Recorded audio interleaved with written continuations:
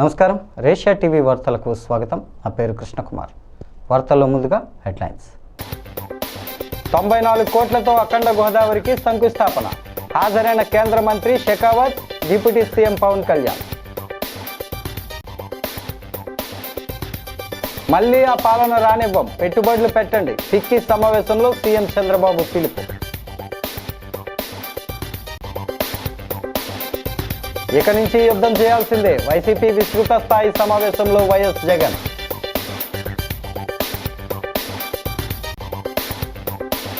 కోదాడలో ఘోర రోడ్డు ప్రమాదం, Alamuru SI constable దుర్మరణం.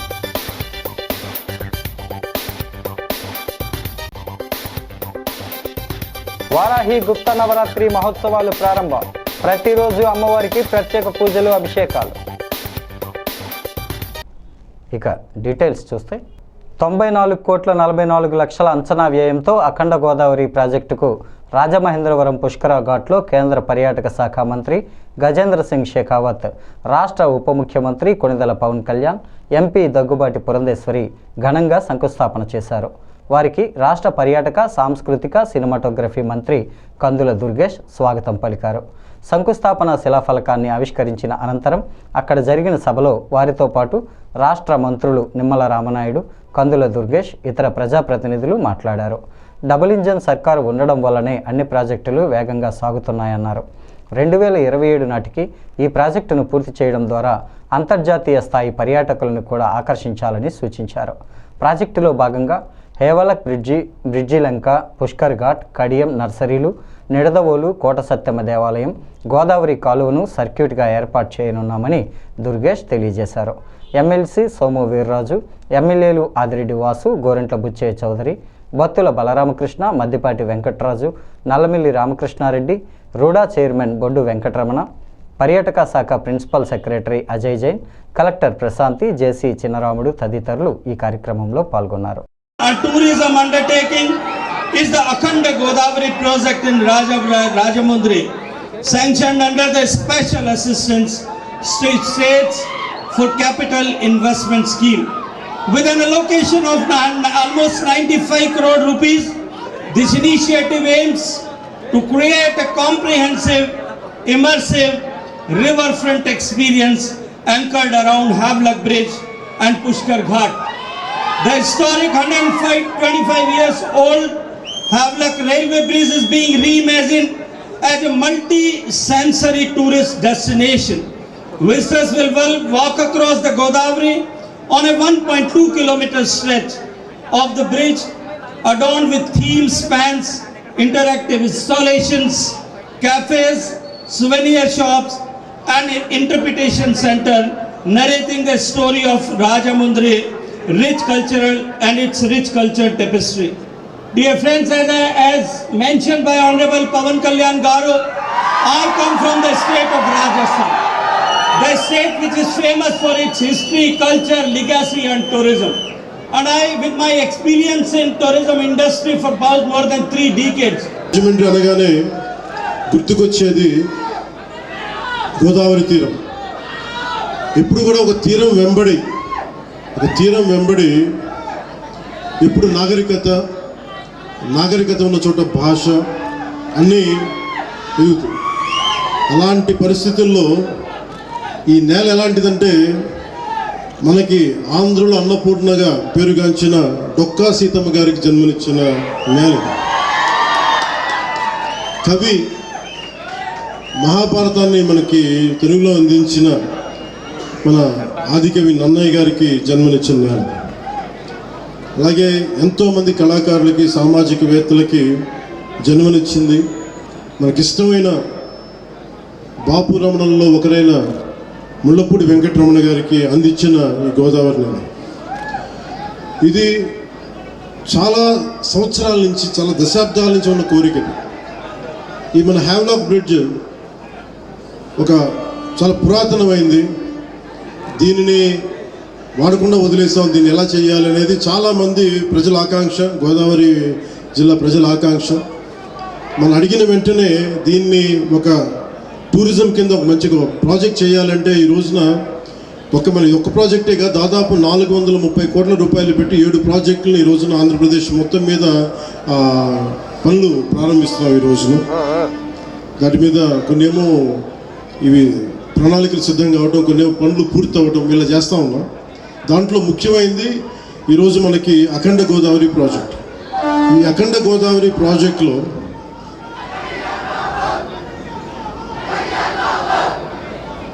2024 ఎన్నికల సమయంలో ఎన్డీఏ కూటమి నిర్ణయించుకుంది ఈ రాష్ట్రాన్ని అన్ని రంగాల్లో సమగ్ర అభివృద్ధి సాధించేలా పనిచేయాలి. దాంట్లో భాగంగానే గౌరవ ముఖ్యమంత్రి శ్రీ నారా చంద్రబాబు నాయుడు గారు ఆ రోజు మేమందరం కూటమి భాగస్వాములు అందరూ అనుకొని ప్రతిదీ కూడా ముఖ్యంగా పర్యాటక రంగంలో ఎక్కువగా యువతకి ఎక్కువ ఉపాధి అవకాశాలు ఉంటాయి. అంటే మీరు ఊహించుకుంటే దీనికే ఈ చేస్తున్న ఈరోజు ప్రాజెక్ట్కి ముందుగా స్టార్ట్ అయ్యి దాదాపు ఒక 800 మందికి ఎంప్లాయ్మెంట్ దొరుకుతుంది దీనివల్ల. ఇవన్నీ కాకుండా దాదాపు 4 లక్షల మంది పూర్తయితే 4 లక్షల మంది కనీసం సంవత్సరానికి పర్యాటకులు మినిమం అని, అంతకుమించి పైకి వెళ్ళే అవకాశాలు చాలా ఎక్కువ ఉన్నాయి. దీనికి గౌరవ ప్రధానమంత్రి గారు నరేంద్ర మోదీ గారు ప్రత్యేకించి ఇందాక సోదరి భారతీయ జనతా పార్టీ అధ్యక్షులు శ్రీమతి పురంధేశ్వరి గారు చెప్పినట్టుగా మీరు డబుల్ ఇంజిన్ సర్కార్ అంటే అది పదంలాగా ఉండిపోద్ది. మీకు తెలుసు కదా, మీరు బైకుల్లో, నేను ఎప్పుడు గోదావరి జిల్లాలో తిరుగుతుంటే మీ బైకుల సౌండ్ నాకు తెలిసి ఎలా ఉంటాయి, కారణం ఉంటాయి, బైక్ సౌండ్ చెవులు చిల్లులు పడేలా ఉంటాయి. ఎందుకని మీరు కోరుకుంటారు? సీసీ ఎక్కువ ఉండాలి, పవర్ ఎక్కువ ఉండాలి ఇంజిన్లో. పవర్ ఎంత ఎక్కువ ఉంటే ఇంజిన్ అంత ముందుకెళ్తుంది. అలాగే డబుల్ ఇంజిన్ సర్కార్ అంటే ఇక్కడ మన శక్తివంతమైన మనకి ప్రభుత్వం ఉన్నప్పటికీ కూడా కేంద్రంలో కూడా అంతే, దానికి మించి, దానికి 100 ఇంతులు మించిన శక్తివంతమైన నాయకులు, శక్తివంతమైన ప్రభుత్వం ఉంటే మనకి ప్రాజెక్టులు చాలా అవలీలుగా అవుతాయి, వెంటనే చాలా తొందరగా పూర్తి చేయొచ్చు. అందుకనే దీన్ని మనం డబుల్ ఇంజిన్ సర్కార్ అంటే ఆ పదం మీకు అర్థం కావడానికి చెప్తున్నాం. మీ బైకులు గుర్తుపెట్టుకోండి, వేగంతో ఎంత ముందుకెళ్తాం, కాకపోతే వేగం మనకి గమ్యానికి చేర్చేలా ఉండాలి. అందుకని అలాంటి చాలా ప్రత్యేకమైన గైడ్లైన్స్ తోటి ముఖ్యంగా ఈరోజు మనకి విచ్చేసిన మన టూరిజం శాఖ, కేంద్ర టూరిజం శాఖ మార్చులు గజేంద్ర సింగ్ షెకావత్ గారు ఈ రోజున మన స్టేట్కి మద్దతు ఇవ్వటం ఈరోజు మొదటిసారి కాదు. ఈ రోజున మనకి విశాఖ స్టీల్ ప్లాంట్ కూడా మనకి ఈ రోజున దాన్ని ప్రైవేటీకరణ కాకుండా కాపాడగలిగామంటే దానికి ముందస్తుగా దానికి మనకి బీజాలు చేసింది గజేంద్ర సింగ్ షెకావత్ గారు జలశక్తి మినిస్ట్రీగా ఉన్నప్పుడు. వికసిత్ ఆంధ్ర రాష్ట్రం మనకు కావాలంటే వికసిత్ జిల్లాలు కూడా కావాలి. అంటే వికసిత్ రాజమహేంద్రవరం కూడా ఖచ్చితంగా వికసిత్ ఆంధ్రలో భాగం అని చెప్పి మనం గుర్తించాలి. దానిలో భాగంగానే ఇవాళ అనేక పర్యాటక అభివృద్ధి కార్యక్రమాలు మనం శంకుస్థాపన చేసుకోవడం జరుగుతుంది. ప్రత్యేకించి హ్యావ్లాక్ బ్రిడ్జ్ 100 సంవత్సరాల నాటి బ్రిడ్జ్ నిరుపయోగంగా ఉన్నటువంటి సందర్భంలో దాని యొక్క చారిత్రాత్మక ప్రాధాన్యతను గుర్తించి ఇవాళ దాన్ని కూడా ఒక పర్యాటక క్షేత్రంగా దాన్ని అభివృద్ధి చేయడానికి కేంద్రం తన సహకారాన్ని అందిస్తుంది. అదేవిధంగా రివర్ ఫ్రంట్ దాన్ని కూడా అభివృద్ధి చేస్తున్నటువంటి సందర్భంలో నేను ఇప్పుడే అజయ్ జైన్ గారితో కూడా మాట్లాడాను. అక్కడ ఉన్నటువంటి విగ్రహాలని తొలగించకుండా ఏదైతే అభివృద్ధి చేస్తున్నామో ఆ అభివృద్ధిలోనే మిళితం చేయమని చెప్పి వారికి ఇప్పుడే అజయ్ జైన్ గారు కూడా నేను అభ్యర్థించడం జరిగింది.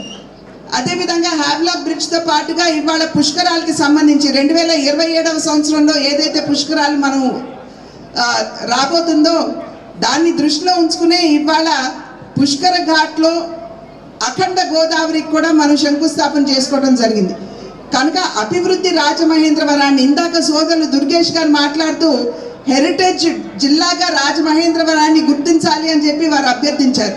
ప్రజలందరికీ గుర్తుండే ఉంటుంది, నేను పార్లమెంట్లో ఈ అంశాన్ని లేవనెత్తి రాజమహేంద్రవరాన్ని హెరిటేజ్ సిటీగా గుర్తించమని చెప్పి నేను ప్రత్యేకించి పార్లమెంట్లో నేను రేజ్ చేసినటువంటి అంశం. కనుక ఖచ్చితంగా పెద్దలు గజేంద్ర సింగ్ షెకావత్ గారు ఇక్కడే ఉన్నారు, వారి సహకారంతో ఖచ్చితంగా దీనికోసం నా వంతు కృషి చేస్తాను అని చెప్పి తెలియజేస్తూ అనేది చాలా శుభపరిణామం అని చెప్పి తెలియజేసుకుంటూ, మీ అందరికీ తెలుసు ఆ రోజు 2014లో రాష్ట్ర విభజన వల్ల జరిగినటువంటి నష్టం కంటే 2019-24 5 సంవత్సరాల పాలన వల్లే ఈ ఆంధ్రప్రదేశ్ రాష్ట్రానికి ఎక్కువ నష్టం జరిగినటువంటి పరిస్థితుల్లో మళ్ళీ రాష్ట్రాన్ని విధ్వంసం నుంచి మళ్ళీ నిర్మాణం వైపు నడిపించేటువంటి దిశలో టూరిజంకి అత్యంత ప్రాధాన్యతనిస్తూ అందులో ప్రత్యేకించి ఉత్తరాంధ్ర విశాఖ అందాల తీరమైనటువంటి ప్రాంతం దగ్గర నుండి రాయలసీమలో మరి ఏదైతే గండికోట దగ్గర నుంచి అందులో ప్రత్యేకించి మన తూర్పు పశ్చిమ గోదావరి జిల్లాల అందాల ఏదైతే టూరిజం టెంపుల్ టూరిజంని మరి మిక్స్ చేస్తూ రేపు భవిష్యత్తులో పెద్ద ఎత్తున ఈ టూరిజంను అభివృద్ధి చేసేటువంటి దిశలో ఈ రాష్ట్రాన్ని మళ్ళీ అభివృద్ధి పదంలో నడిపించేటువంటి దిశలో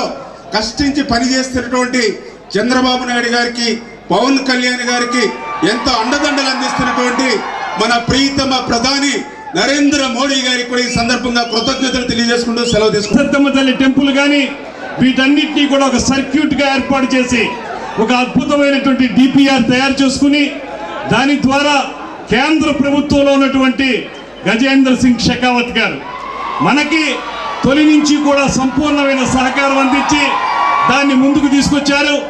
దాన్ని మరింత ముందుకు తీసుకెళ్ళడానికి మన ఉప ముఖ్యమంత్రి కొణిదెల పవన్ కళ్యాణ్ గారు చూపించినటువంటి ప్రత్యేకమైనటువంటి శ్రద్ధ, అదేవిధంగా మన ఎంపీ పురంధేశ్వరి గారు చూపించినటువంటి సహకారం, వీటన్నిటితో పాటు ముఖ్యమంత్రి గారి యొక్క ఆలోచనల మేరకు ఇవాళ ఇక్కడ మనం చాలా కాలంగా ఎదురు చూస్తున్నటువంటి అఖండ గోదావరి అనేటువంటి ప్రాజెక్టుకి ఆధునిక సాంకేతికతకు చిరునామాగా రాజధాని అమరావతిని నిర్మిస్తున్నామని ముఖ్యమంత్రి చంద్రబాబు అన్నారు.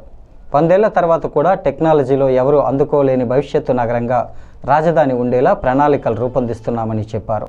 విజయవాడలో ఫిక్కీ ఆధ్వర్యంలో నిర్వహిస్తున్న జాతీయ కార్యనిర్వాహక సమావేశంలో చంద్రబాబు ప్రసంగించారు. దేశ పురోగతిలో ఐటీ కీలక పాత్ర పోషిస్తుందన్నారు. టెక్నాలజీని ముందుకు తీసుకువెళ్లడంలో ఐటీ అభివృద్ధి ఎంతగానో ఉపయోగపడుతుందన్నారు. రానున్న రోజుల్లో సాంకేతిక పరిజ్ఞానంతో వివిధ రకాల డ్రోన్స్ మానవాళికి అనేక రకాలైన సేవలను అందుబాటులోకి తీసుకొస్తాయని వెల్లడించారు. సాంకేతికత జీవితంలో ఒక భాగంగా మారుతుందని చెప్పారు. డ్రోన్ల సాయంతో రాత్రి సమయంలో పోలీసులు పెట్రోలింగ్ చేస్తున్నారని అన్నారు. ఏఐ నాలెడ్జ్తో ఎన్నో అద్భుతాలు సృష్టిస్తున్నామని వెల్లడించారు. ప్రధాని మోడీ వికసిత్ భారత్ లక్ష్యానికి అనుగుణంగా స్వర్ణాంధ్రప్రదేశ్ విజన్ లక్ష్యం నిర్దేశించుకున్నామని చెప్పారు. రాబోయే రోజుల్లో అమరావతిలో మంచి అవకాశాలు రానున్నాయని తెలిపారు. We are proud of you. Next 1 or 2 years you are going to celebrate 100 years. And also at that time Mahatma Gandhi ji has advised G.D. Birla and Purushottam Das, Tako Das to organize some organization for business people. It is one of the most influential body also for policy making. We are all making public policies. To make public policies, always we used to take opinion from all cross sections of the society. From the beginning I am watching, there is one body, you are able to advise regularly to the governments, even not only now, even earlier. After you, so many organizations have come in business and all these things I have seen, NASCOM, CAI, so many organizations. Originally, business means all politicians used to think they are different. Or otherwise, we are having some inhibitions not to talk with business people at all. I remember very well, I used to go to Davos. So many politicians advised me not to go to Davos. Reason is very simple. In Davos, all rich people are there. Then you will get pro-rich image. That place is not only rich people, it is a place to meet everybody in one place. ఏడాది గడిచింది, honeymoon period ముగిసింది. ఇక నుంచి యుద్ధం చేయాల్సిందే. ప్రజా సమస్యలపై మనం పోరాడాలి అని ఆ నియోజకవర్గాల వైఎస్ఆర్సీపీ సమన్వయకర్తలకు ఆ పార్టీ అధ్యక్షుడు మాజీ ముఖ్యమంత్రి జగన్ స్పష్టం చేశారు. తాడేపల్లిలోని ఆయన క్యాంప్ కార్యాలయంలో నిర్వహించిన వైసీపీ విస్తృత స్థాయి సమావేశంలో ఆయన మాట్లాడారు. చంద్రబాబు మేనిఫెస్టోను గుర్తుకు తెస్తూ అని ప్రచార కార్యక్రమాన్ని ప్రకటించి క్యూఆర్ కోడ్ను ఆవిష్కరించారు. 5 వారాల పాటు జిల్లా, నియోజకవర్గం, మండలం, గ్రామం ఇలా 4 దశల్లో ప్రతి ఇంటికి వెళ్లాలని నేతలకు సూచించారు. టీడీపీ ఎమ్మెల్యేలు, నేతలను ప్రజలు ప్రశ్నించాలని, ఇప్పుడు ఆవిష్కరించిన క్యూఆర్ కోడ్ను స్కాన్ చేస్తే చంద్రబాబు ఇస్తానని ఇవ్వకపోవడం వల్ల ఓ కుటుంబానికి మొత్తంగా ఎంత బకాయి పడ్డాడో, ఈ ఏడాది కూడా అమలు చేయకపోతే బకాయి ఇంకెంత పెరుగుతుందో పూర్తి వివరాలు వస్తాయని అన్నారు. జగన్ కంటే ఎక్కువ పథకాలను అమలు చేస్తామంటూ ప్రతి ఇంటికి బాండ్లు ఇచ్చి ప్రజలను ప్రలోభపెట్టారని, 10% మంది వాటిని నమ్మడం వల్లే మనం ఓడిపోయామని జగన్ పేర్కొన్నారు. ఎందుకంటే చంద్రబాబు నాయుడు ఈ మధ్య అంటా ఉన్నాడు, అసలు ఇంతవరకు తన మేనిఫెస్టోలో చెప్పిన ఏ విషయం మీద కూడా, ఏ హామీని కూడా, రిబ్బన్ కూడా కట్ చేయకుండా నేను అన్నీ చేసేసాను, ఇంకా ఎవరైనా ప్రశ్నిస్తే మీ నేలకు మందం అని చెప్పి ఏకంగా బెదిరిస్తూ ఉన్నాడు. అసలు ఏమి చేసినావు స్వామి నువ్వు? ఇంతవరకు చేసింది ఏమీ లేదు, అప్పుడే అన్నీ చేసేసినానని చెప్తా ఉన్నావు. పైగా నేను ఎవడన్నా ప్రశ్నిస్తే నీ నేలకు మందం అని చెప్పి నువ్వు మళ్ళీ బెదిరిస్తూ ఉన్నావు నువ్వు అని చంద్రబాబు నాయుడు గారిని గట్టిగా నిలదీసే కార్యక్రమంలో భాగంగా చంద్రబాబు నాయుడు గారి మేనిఫెస్టోను మళ్ళీ ఒకసారి రీకాల్ చేస్తూ అంటే ఒక కొత్త ప్రోగ్రాం ఈరోజు లాంచ్ చేస్తూ ఉన్నాం. ఈ ప్రోగ్రాం నేను ఇక్కడ నుంచి లాంచ్ చేసిన తర్వాత 4 వారాల పాటు ఈ ప్రోగ్రాము రకరకాల స్థాయిల్లో, అంటే జిల్లా స్థాయి నుంచి నియోజకవర్గ స్థాయి నుంచి మండల స్థాయి నుంచి గ్రామ స్థాయి, రకరకాల స్థాయిల్లో ఈ ప్రోగ్రాం అనేది ప్రతి ఇంటికి ఈ కార్యక్రమాన్ని తీసుకొని పోతాం. గ్రామ స్థాయిలో రచ్చబండ కార్యక్రమాలు ఏర్పాటు చేసి, రచ్చబండ కార్యక్రమంలో ఇవన్నీ కూడా సుదీర్ఘంగా డిస్కషన్ చేస్తూ చివరికి ప్రతి ఇంటికి కూడా ఈ కార్యక్రమాలన్నీ, ప్రతి ఇంటికి కూడా చంద్రబాబు నాయుడు గారు చేస్తూ ఉన్న మోసాలకు సంబంధించిన, చెప్పిన హామీలకు సంబంధించిన వివరాలను ప్రతి ఇంటికి ప్రతి గ్రామానికి, ప్రతి రచ్చబండ ద్వారా ప్రతి ఇంటికి కూడా తీసుకొని పోయే కార్యక్రమం చేస్తూ ఉన్నాం. ఈ కార్యక్రమంలో ప్రోగ్రాం పేరు రీకాలింగ్ చంద్రబాబుస్ మేనిఫెస్టో. గుర్తు తెలియని వాహనాన్ని వెనుక నుంచి కారు ఢీకొనడంతో కారులో ప్రయాణిస్తున్న ఎస్ఐ, కానిస్టేబుల్ మృతి చెందారు. ఈ ఘటన కోదాడ పట్టణ పరిధిలోని జాతీయ రహదారిపై దుర్గాపురం వద్ద గురువారం నాడు తెల్లవారుజామున చోటు చేసుకుంది. స్థానికుల కథనం ప్రకారం డాక్టర్ బిఆర్ అంబేద్కర్ కోనసీమ జిల్లా ఆలుమూరు స్టేషన్లో విధులు నిర్వర్తిస్తున్న ఎస్ఐ అశోక్, కానిస్టేబుల్ వీరస్వామి పని నిమిత్తం హైదరాబాద్కు బయలుదేరారు. మార్గమధ్యంలో వీరు ప్రయాణిస్తున్న కారు కోదాడ పరిధిలో గుర్తు తెలియని వాహనాన్ని వెనుక నుంచి బలంగా ఢీకొట్టింది. ఈ ఘటనలో ఎస్ఐ, కానిస్టేబుల్ అక్కడికక్కడే మృతి చెందారు. మరో 2కి తీవ్ర గాయాలు కావడంతో స్థానికులు కోదాడ ప్రభుత్వ ఆసుపత్రికి తరలించి చికిత్స అందిస్తున్నారు. రోడ్డు ప్రమాదంలో 2 పోలీసుల మృతిపై ఏపీ హోంమంత్రి అనిత దిగ్భ్రాంతి వ్యక్తం చేశారు. ఘటనపై జిల్లా ఎస్పీతో మాట్లాడి వివరాలు తెలుసుకున్నారు. బాధిత కుటుంబాలకు అండగా ఉంటామని భరోసా ఇచ్చారు.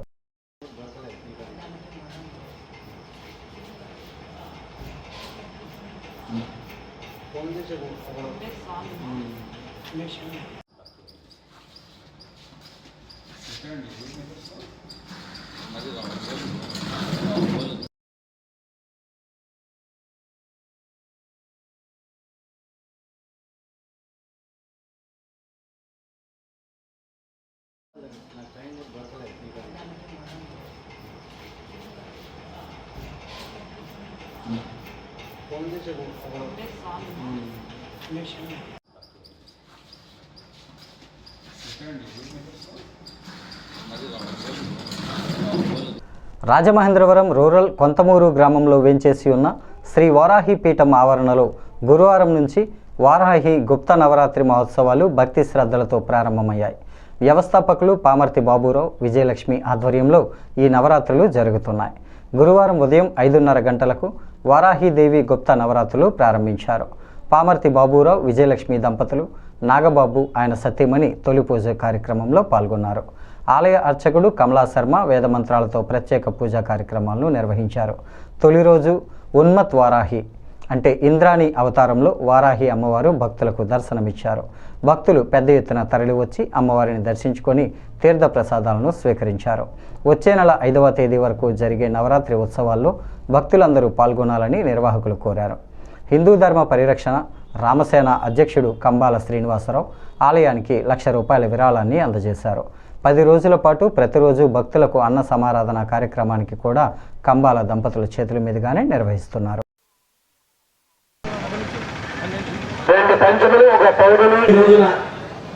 అమ్మవారి ప్రతిష్టా కార్యక్రమాలు రోజులు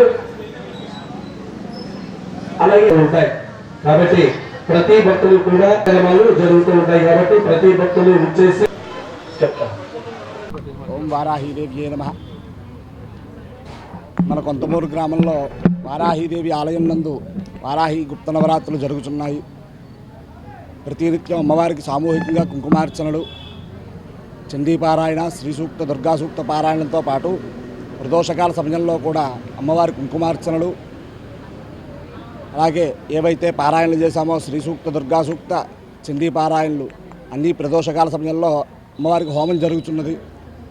అలాగే అమ్మవారి వారాహి మూలమంత్ర హవనం, కాలభైరవ హవనం కూడా జరుగుతున్నది. అలాగే గుప్త నవరాత్రుల సందర్భంగా ప్రతినిత్యం ఒక సామూహికంగా కుంకుమార్చనలతో పాటు అమ్మవారికి 108 కలశాల అభిషేకం, ఒకరోజు లక్ష పుష్పార్చన, ఒకరోజు లక్ష పసుపు కొమ్ములతో అర్చన, అలాగే ఆఖరి రోజున అమ్మవారికి కూరగాయలతో అలంకరణ అనగా శాకాంబరి అలంకరణ. అలాగే ఈ ఆలయం నందు ప్రతినిత్యం అన్నదానం జరుగుతున్నది.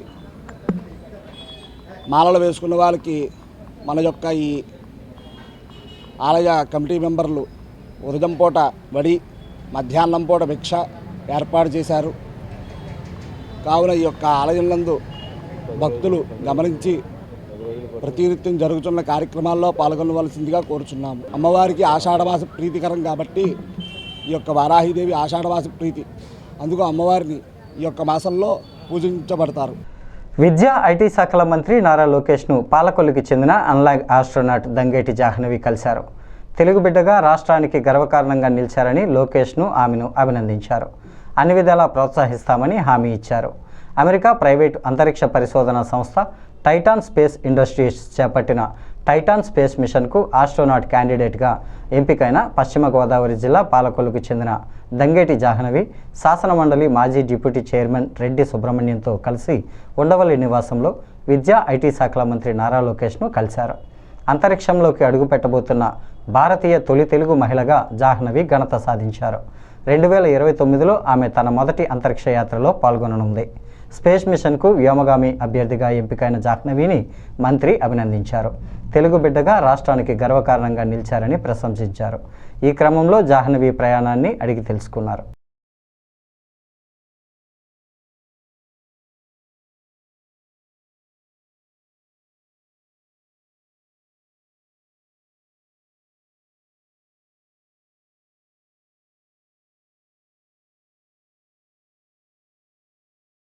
నేడు శాస్త్ర సాంకేతిక రంగం ఎంతో అభివృద్ధి చెందుతోందని, అన్ని వయసుల విద్యార్థులు సైన్స్ ప్రయోగాలపై ఆసక్తి పెంచుకొని సమాజానికి ఉపయోగపడే నూతన ఆవిష్కరణలు చేయడానికి ప్రయత్నం చేయడాన్ని కేంద్ర పర్యాటక మంత్రి గజేంద్ర సింగ్ షెకావత్ పిలుపునిచ్చారు.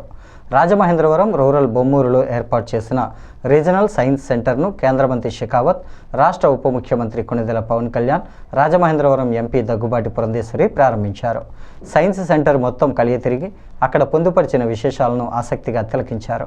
పలువురు విద్యార్థులు తాము రూపొందించిన నూతన ఆవిష్కరణలను వారికి వివరించగా ఆసక్తిగా ఆలకించారు. అనంతరం వారు మాట్లాడుతూ యువత కొత్త ఆవిష్కరణలు చేయడానికి కృషి చేయాలని, అప్పుడే వారిలోని సృజనాత్మకత బయటపడుతుందన్నారు. 5 ఎకరాల్లో 15,20,00,000 రూపాయలతో ఈ సైన్స్ సెంటర్ను నిర్మించినట్లు తెలియజేశారు. ఈ కార్యక్రమంలో రాష్ట్ర పర్యాటక మంత్రి Kandula Durgesh, rural MLA Gorantla Butchaiah Chowdary, TDP నాయకులు వాసిరెడ్డి రాంబాబు, ఇతర కూటమి నాయకులు పాల్గొన్నారు. మనం ఈ గోదావరి జిల్లాలకి, ఆంధ్రప్రదేశ్కి ఒక సరికొత్త మైలురాయిగా నిలవనుంది. కొత్త ఆవిష్కరణలు ప్రోత్సహించడం, విద్యార్థుల్లో విజ్ఞానాన్ని పెంపొందించడం లక్ష్యాలను ముందుకు తీసుకెళ్తున్నాం. దీనికి సంపూర్ణమైన సహకారం అందించిన మన గౌరవనీయులు ప్రధానమంత్రి గారికి వారి మరవలేనిది, అలాగే గౌరవ ముఖ్యమంత్రి గారి నేతృత్వంలో ఇది వెంటనే దీన్ని పూనుకొని పూర్తి చేయడం మనస్ఫూర్తిగా వారికి మా కృతజ్ఞతలు తెలియజేస్తా ఉన్నాం. ఈ scheme for promotion of culture of science SPOCS ద్వారా దీనికి సహకారం అందించిన కేంద్ర పర్యాటక సాంస్కృతిక శాఖ మంత్రి శ్రీ గజేంద్ర సింగ్ షెకావత్ గారికి మనస్ఫూర్తిగా ధన్యవాదాలు తెలియజేస్తా ఉన్నాం. ఈ ప్రాంతీయ సైన్స్ కేంద్రానికి పశ్చిమ గోదావరి జిల్లా భీమవరం నియోజకవర్గం గొరగనిమూడి గ్రామంలో జన్మించి భౌతిక శాస్త్రంలో ఎన్నో అద్భుతమైన పరిశోధనలు చేసి అత్యున్నత పురస్కారాలు అందుకున్న భౌతిక శాస్త్రవేత్త శ్రీ స్వామి జ్ఞానానంద్ గారి పేరు పరిగణలో ఉంది. దీని ద్వారా ఆయన సేవల్ని ఈ కొత్త తరానికి తెలియజేస్తాం. ఆయన అందించిన సేవలకి గుర్తింపు ఇచ్చినట్టుగా ఇది మనం భావించాలి. All the fellow public representatives, officials from Ministry of Culture, Director General of National Council of Science Museum, the officials of the state government, and dear friends. Today I am happy to present here in this green city, the city which is known as cultural capital of Andhra Pradesh, the city which is vibrant, the city which has different colors to offer. Today we are here to inaugurate this Science City or Science Museum developed by National Council of Science Museum with the support of Ministry of Culture, Government of India, under the leadership of Honorable Prime Minister Modi ji and the state government.